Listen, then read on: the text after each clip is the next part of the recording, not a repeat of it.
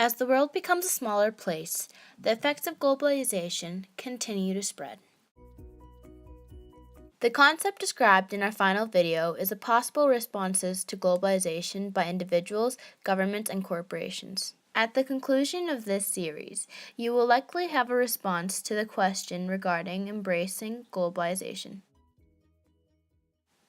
As globalization has advanced, many advantages and disadvantages have become prominent in economies regarding free trade. An advantage of globalization is the increase in one's quality of life as international trade expands.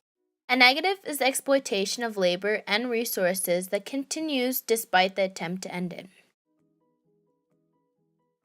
Before we address the economic and social contributions of these groups, you must first familiarize yourself with the aspects of sustainable globalization. NGOs are non-government organizations that aim to bring awareness to corporate wrongdoings and promote human rights by activist actions.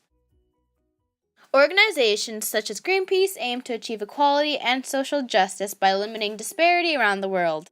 Environmental sustainability is a major topic addressed by NGOs. Climate change is an alteration in typical weather patterns that has occurred for a long period of time. Usually this is referred to as global warming, the gradual increase of the Earth's temperature.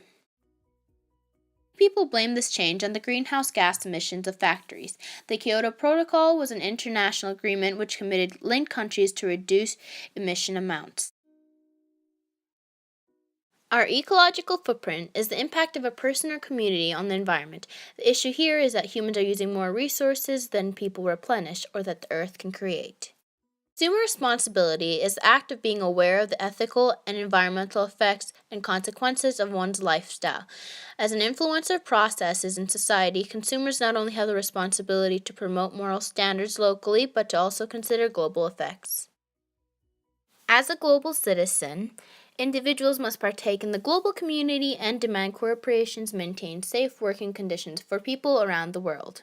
If these companies do not meet standards, consumers have the right to boycott their products, meaning to stop buying products until change occurs. The government has a strong voice in the protection of worker and human rights within global production.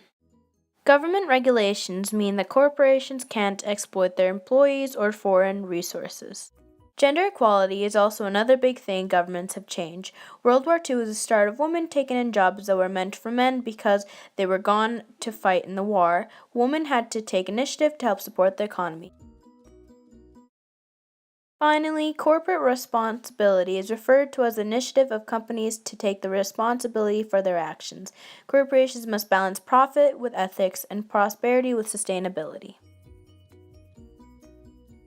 As global production occurs, corporations must produce products that meet ethical standards and run processes that allow for environmental sustainability.